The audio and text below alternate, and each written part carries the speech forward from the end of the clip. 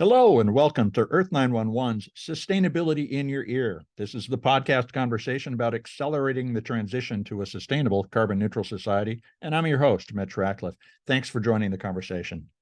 Food packaging and serviceware is one of the largest sources of plastic pollution that we see and deal with every day.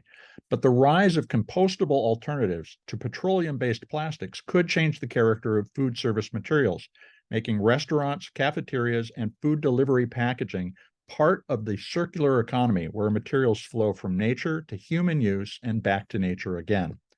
Our guest today is Savannah Seydel. She is Vice President of Sustainability and Impact at Better Earth, which is a maker of compostable tableware and food service packaging.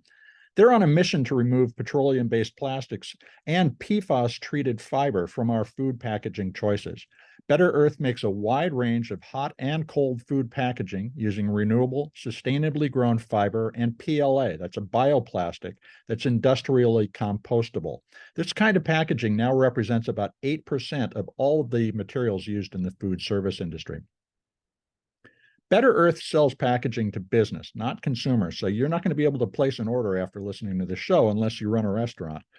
The company has established an in-house design studio to create packaging and develop circular services. In other words, to put the collection and processing programs in place to keep the materials flowing through the circular economy.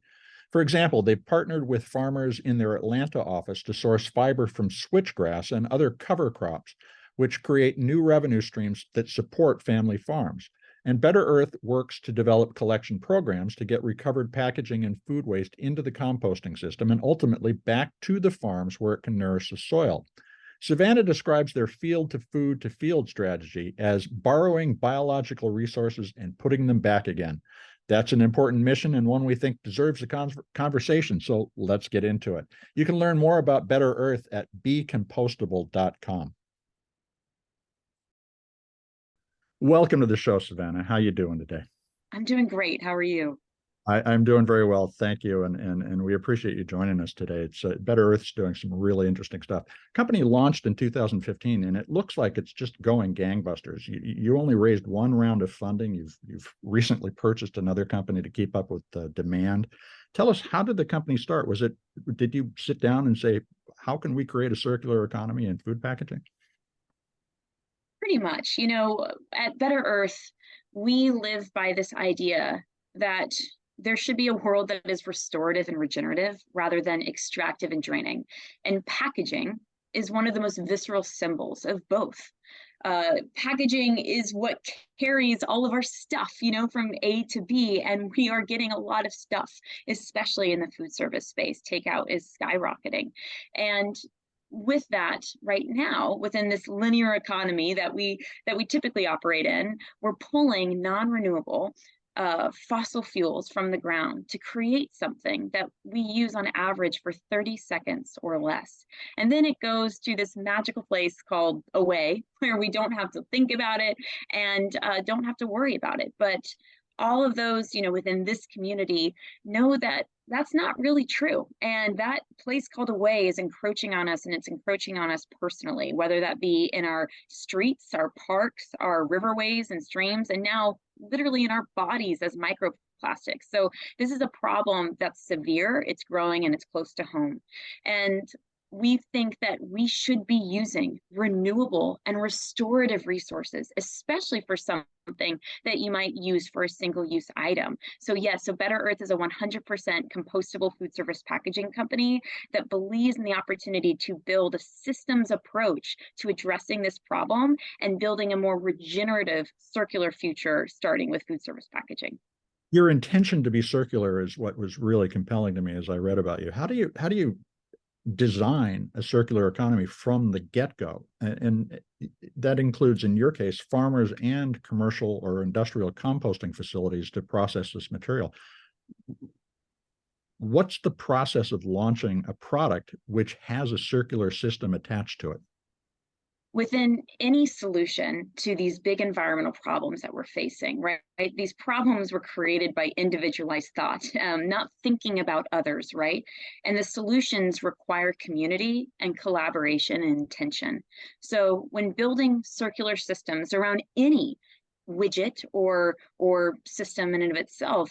It takes an understanding and community around the value chain. So within ours, as we think about packaging, our value chain is from field to fork to field, right? So we start with building relationships at the manufacturing and at the farmer level, because that's how our stuff is created, is in collaboration with farmers that are raising perennial and native grasses, plants, etc.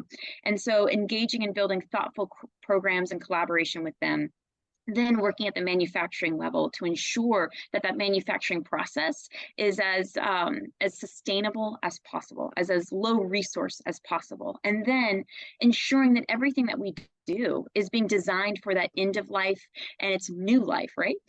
So ensuring that all of our new products are designed with composting in mind, are optimized to best serve our composters, and then that they're breaking down in that time frame. So working alongside our composters and supporting the growth in composting infrastructure.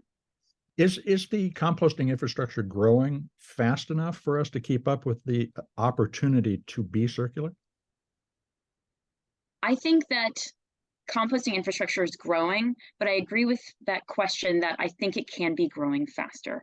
You know, BioCycle just released their latest report on the state of composting infrastructure in the United States. I highly recommend it as a resource to your listeners. It's very enlightening. And composting has grown. It's grown at a clip of around 8% over the last 5 years. I think, and I know it would have grown faster, but let's think about what those last 5 years were. It was COVID. And it was hard. It was hard for any business, let alone a composter. So I feel very confident that between consumer pressure and ongoing legislation that we will see skyrocketing growth in composting infrastructure in the years to come. So it is growing. It can be growing faster. Now, who are your customers? You don't sell directly to consumers. So how is a consumer going to know that they're frequenting a restaurant, for instance, that uses a Better Earth product? Right. So we sell to food service distributors around the country and around the world who then service anywhere where there's food, right? So hospitals, schools, amusement parks, restaurants, cafes, etc. So you can know that it's a Better Earth product by seeing that Better Earth logo and label around the product itself. So right now you'll see that Better Earth logo on a majority of our products, and we're rolling out the Better Earth logo on all of them within the year. As you think about the growth of the company, you're designing essentially regional circular economies for your products and developing services that are built into that economy. You're headquartered in Atlanta. How did the company grow up and develop a regional network? Maybe there's something here that every company could learn from. I'd love to hear that story. Yes, I think that all companies and us as consumers learned a lot through the COVID-19 pandemic around the need for more resilient supply chains. You know, things were just stopped cold turkey. Things fell off the shelves. I think all of us can reminisce on the hand sanitizer debacle or finding toilet paper. It was scary. It was very scary. And that's something that we have known, and many environmentally minded organizations have known for a long time, that supply chains need to continue to become more hyper resilient, more localized. And in so doing, not only are we able to have a more stable supply chain, but we're also able to have a much lower carbon footprint and build a lasting community in the spaces that we serve. So over the past 5 to 6 years, we've been on a journey ourselves to invest in growth in domestic manufacturing of compostable food service packaging. And so we've started here in the Southeast with our manufacturing partners to build out a system where we have a network of farmers that are growing native perennial grasses to supplement their farming activities. And then within 100 miles of that farming operation, we are manufacturing compostable packaging from those substrates and then serving customers. So it's hyper localized, hyper regionalized, and that is for a reason. And so we're excited, you know, we want to ensure that this works first and grow once this has been solidified, and then continue to grow through the United States, building those hyper resilient systems. And yes, I do hope that it's something that more companies continue to adopt. Do you think in terms of managing the flow of stock through your system, and beginning, for instance, with the farmer, when you engage with a farmer to grow an additional cover crop to produce more income for them and produce the material that you use. Do you then project forward how much material is going to flow to the composter? Are you going to, and then even potentially back to the farmer? Are you thinking at that level, or is that more, and not to make a pun, an organic outcome of having simply started within a circular intention? I love the pun. Yes, I think it is an organic outcome of the flow of this system, but it is something that we are actively looking into and really excited to connect those dots. So, an initiative that we are just jumping into and really excited about is connecting with our composter partners and working with them. Right now is happening organically, but what we want to do is make it happen more intentionally, where we are in that hub and spoke model, really serving to connect the dots from farmer to composter more intentionally, and get the compost that our composters have back onto those farms. And what that does is also helps engage our farmers in utilizing compost more across their farms, right? Not just on the native grasses that they're farming towards this product, but across their operation. And this is an incredible regenerative farming practice that our farmers can engage in as well. Talk a little about the use, about those cover crops and how they can both restore the soil and provide that ongoing additional income to the farmer, because I think that's a really important element of this story. Yes. So within this operation, farmers can actually use what's often surrounding land or pasture land or degraded land. So they're able to use land that they otherwise wouldn't gain a profit from. So they're not replacing land towards growing this, but really it's adding to their overall operation. And then from there, this is a perennial crop, as I mentioned. So you plant it once, and then you can continue to reap that harvest for decades to come. Over 20 years we now have logs of. And with that, once it's planted, it's an incredibly resilient crop. And again, because it's native to that area. So it needs little to no inputs, and it relies on just rainwater. It doesn't need any additional water. And those roots continue to grow. This is the most powerful part. So a recent excavation found root systems that were over 12 feet deep in the ground. What this does is it brings more nutrients into the soil and sequesters carbon. We just recently completed a life cycle assessment on this product line, and we're able to find that that agricultural process is carbon negative because it's sucking in so much through just the general growing phase. It's very, very powerful. So a no-till approach that the farmer is using to generate additional income restores the soil. On the other end of this, what other materials are you using? Particularly, where are you sourcing the PLA, the polylactic acid that you use as a bioplastic for a lot of the materials? Where's that come from? Yeah, we use a variety of different plants to create our product line. So we use bamboo, sugarcane bagasse, and we also use corn and sugar beets. So corn and sugar beets create PLA. And we utilize a variety of different plants because they offer, whether it's different performance or different environmental profiles. So bamboo is highly renewable. It can grow up to 3 feet a day. And with sugarcane, that bagasse is actually the leftover product from the sugarcane process and would otherwise be landfilled or incinerated. So we're able to give that new life. I want to take a quick commercial break. This is a great story. Let's get back to it in a moment. Now let's return to the conversation with Better Earth's Savannah Seydel. We're talking about compostable packaging. You know, Savannah, I read your sustainability report, and I noted that you haven't published carbon, water, and waste reduction goals, which, seems to be the very heart of your business. Why is that? Yes, thank you for checking it out. So we went through our initial environmental process starting in 2019 is when we began to really dive into these different numbers. Unfortunately, COVID did delay some of that progress, and we're excited to build out a comprehensive environmental management system within the next year. So it is underway right now. And in the meantime, that has not stopped our initiatives towards carbon, waste, energy, and water. Across our operations, we have been working on a few different areas.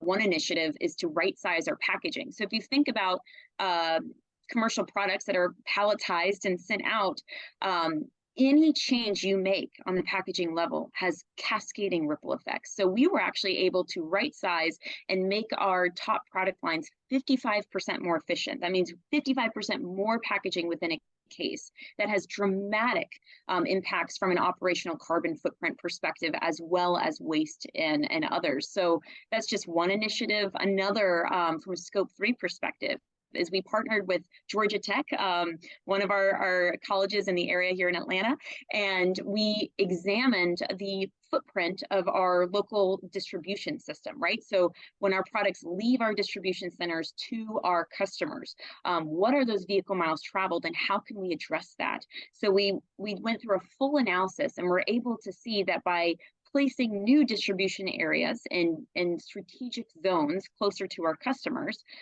we would dramatically lower our footprint. And so we have since launched a West Coast distribution center that over the next 10 years will reduce our vehicle miles traveled by almost 50%. So we're really excited about that too. It sounds as though taking an intentional circular approach also brings more of your emissions within your visibility. Scope 3 usually accounts for 90% of a company's emissions. Do you have a sense of how much Scope 3 accounts for Better Earth?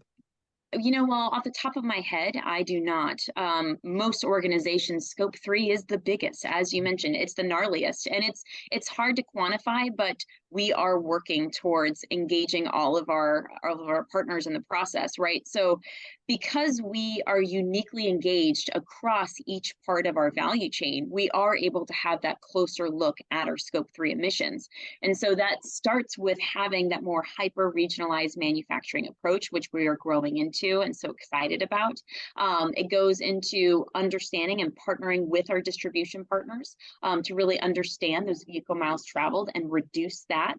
And then down from there, to the composting level and helping expand access to composting infrastructure. Since you provide food service materials, one of the big challenges is collection and sorting that material into the various types that need to be composted or sent for recycling. And otherwise, how do you coordinate with restaurants, for instance, to help them improve their collection?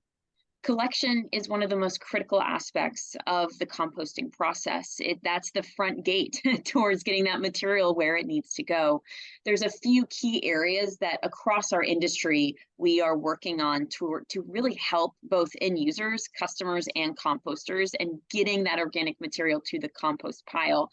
The most critical thing that all of us can do within the industry and that Better Earth is diving into is standardized labeling. We need streamlined labeling to really support this system. So the Biodegradable Products Institute, alongside the United States Compost Council, has actually just recently launched an updated labeling guidelines, another great resource to help across the industry in educating consumers around what is compostable and what is not.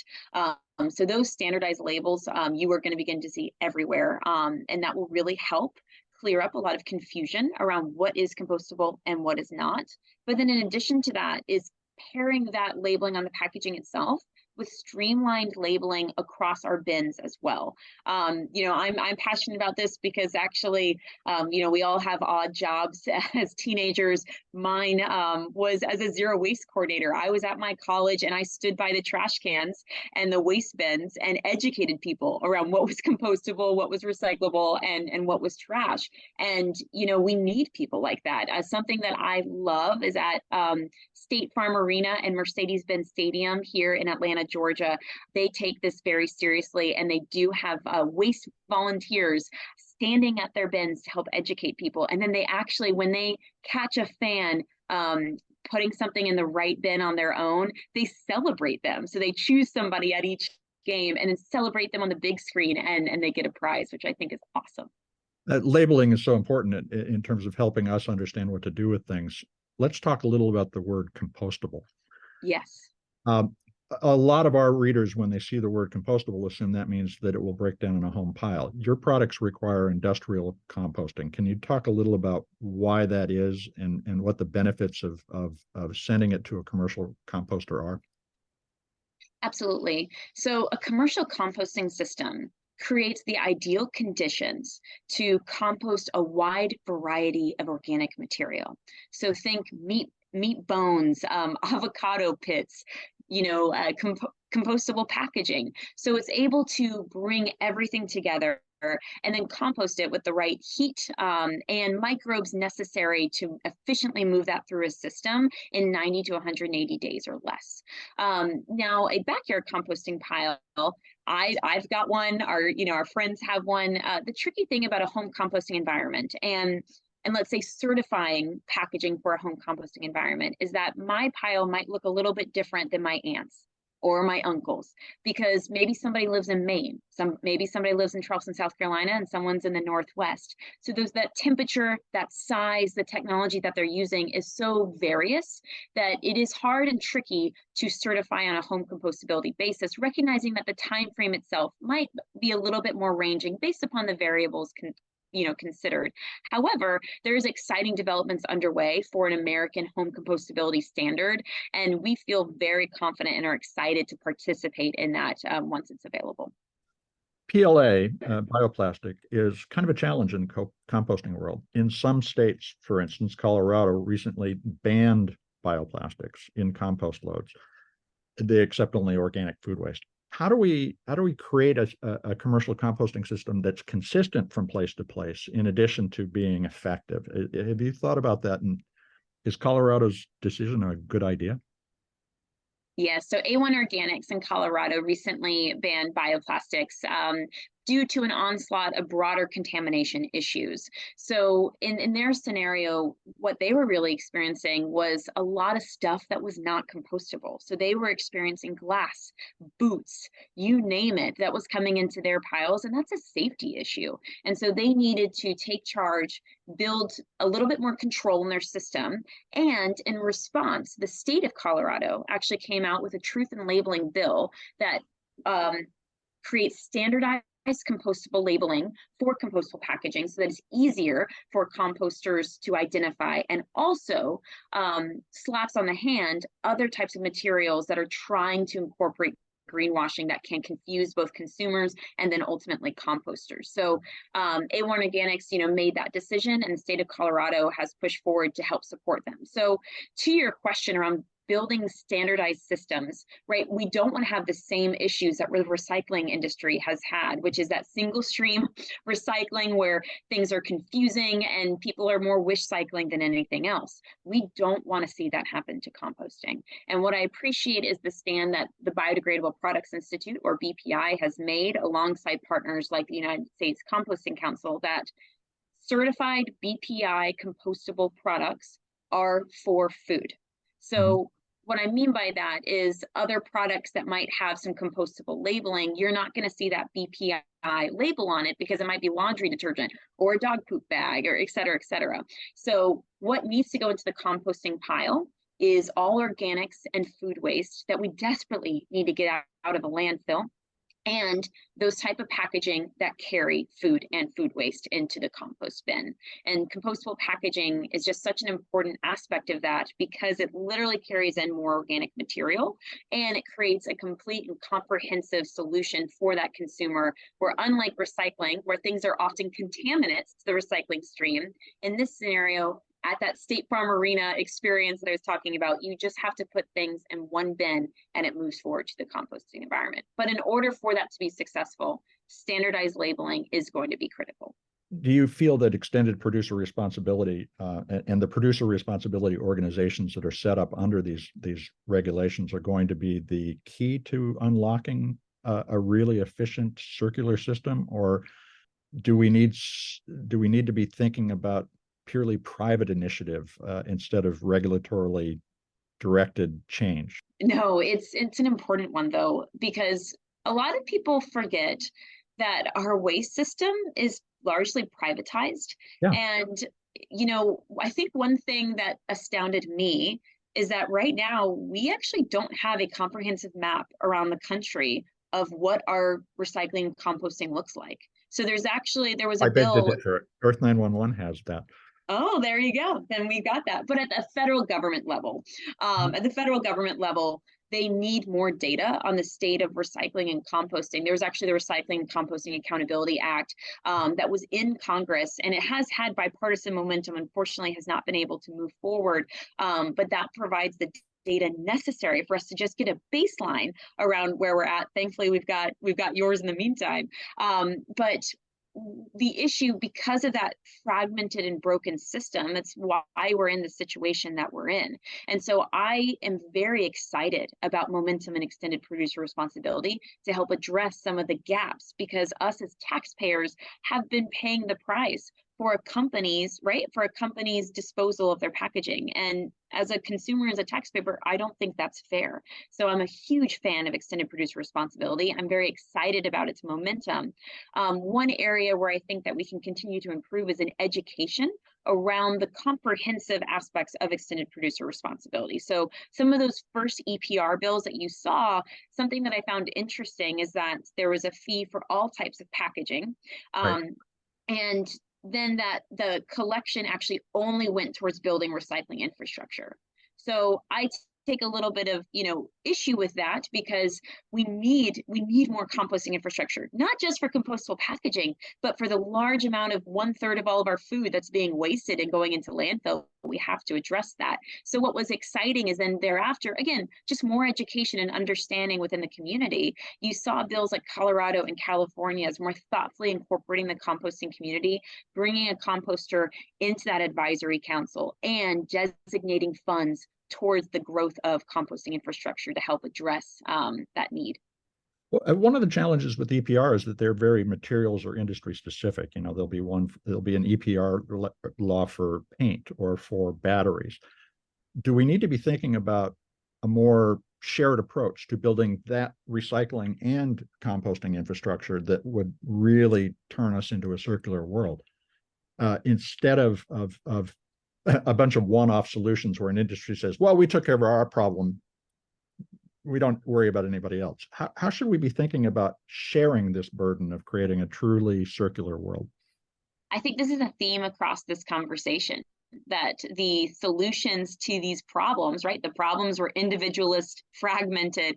The solutions are going to have to be comprehensive and collaborative and inclusive and intentional, right? Across everything that we've been talking about. So yes, if I could raise a magic wand and get one wish, that would be incredible, to have a more comprehensive waste system where it's clearly labeled, where consumers are educated, and we know exactly where things need to go, and producers are helping pay towards the responsible circularity of that product. That would be incredible. Now, I think we have if I'm being realistic, a very, very long way to go until we get to that space. But I'm excited to see more states coming forward as leaders to help start asking those questions, because we need to be asking those questions if we're going to get to those solutions. So today, compostable packaging accounts for 8% of the market. Where can we reasonably expect to be 10 years from now, do you think?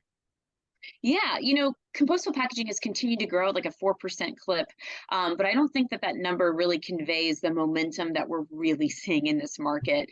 3 in 4 people worldwide want companies to stop producing so much single-use plastic.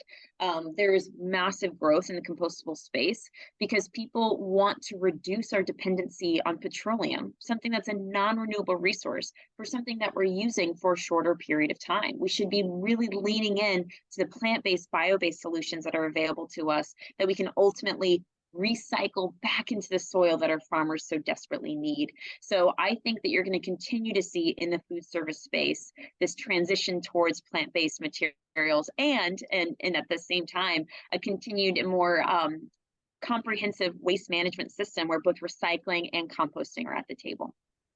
4 out of 5 consumers say that they will go back to a company that helps them recycle or compost, which I think is an incredible impetus to make this change for brands out there. How can our listeners help encourage that activity? What would you suggest somebody going to a restaurant this afternoon do to make a difference? I think that your listeners should look at the packaging that they receive if they get takeout, or if they're going to the grocery store, how their food is packaged. and begin to use their voice and ask questions around, hey, have you thought about thought about this? Have you thought about incorporating plant-based materials? Have you thought about adding composting to your operation? And they can go a step further, whether it's using your map, or other resources available to explore composting in their area, and let their favorite restaurants know, let their grocers know, that these resources are available to help connect the dots. And most importantly, listeners can also continue to advocate for access to more composting infrastructure. The United States Composting Council has state chapters around the country. They're rapidly growing, but they may not be in your state yet. So I really recommend folks to look up and see if there's a Composting Council chapter in your area. And if there isn't, seeing if there's opportunities to engage and help create one. Savannah, thanks so much for taking time to talk with us today. It's been really interesting. My pleasure. Thank you. That was my discussion with Savannah Seydel. She is Vice President of Sustainability and Impact at Better Earth. And you can learn more about the company and its products at becompostable.com. The question that we continue to ask as we have these conversations is, how fast can we change? Better Earth's intentional approach to developing circular products is an example of how to accelerate progress by creating wins for everyone at every step in the process of making, using, and reusing materials. The farmers make more money and they restore their soil. Restaurants and food delivery services can provide more sustainable packaging options to diners who want them. Commercial composting companies get more organic material with less contamination, and ultimately that compost can go back to the farm and contribute to growing the next round of crops. Of course, this is the idealized version of the story because these solutions take time to win support at each of those steps I was just describing. And the most challenging is selling new packaging to food service providers. And that's where you can make a difference. When you're at a quick service restaurant, or if you're ordering food online, ask questions. Is this packaging compostable? What happens to the waste that goes into the bins at the restaurant? Or can I put my packaging in my compost bin instead of into my garbage can? And if you're at the store or at the restaurant and the staff doesn't know, tell the manager about how to find compostable packaging options. A great place for them to start, or for you to do your own research, is the Biodegradable Products Institute, which you can find at bpiworld.org. They have a searchable database of compostable products. And if you want to get involved in advocating for composting, and we need a lot more of these facilities, check out the U.S. Composting Council at compostingcouncil.org. They offer lots of useful information, and you can join or even organize your state's grassroots advocacy organization. There's a lot to do, so let's get busy, folks. I hope to take a moment to share this podcast or any of the more than 440 interviews that we've done on sustainability in your ear with your friends, your family, your coworkers. If you take a moment to write a review on your favorite podcast platform, that will help your neighbors find us. You folks are the amplifiers that help us spread more ideas to create less waste. So tell folks they can find us on Apple Podcasts, Spotify, iHeartRadio, Audible, or any of the places that they prefer to go to find their podcast goodness. Thanks for your support. I'm Mitch Ratcliffe. This is Sustainability in Your Ear, and we will be back with another innovator interview soon. In the meantime, folks, take care of yourself, take care of one another, and let's all take care of this beautiful planet of ours. Have a green day.